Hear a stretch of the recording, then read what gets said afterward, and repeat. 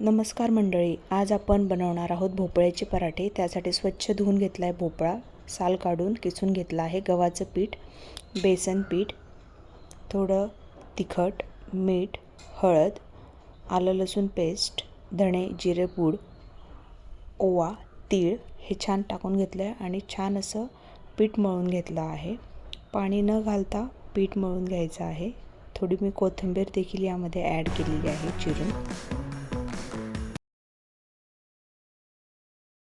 भोपळ्याचे पीठ रेस्ट करायला अजिबात ठेवायचं नाही, कारण जेवढं तुम्ही मळाल तेवढं ते पातळ होत जातं।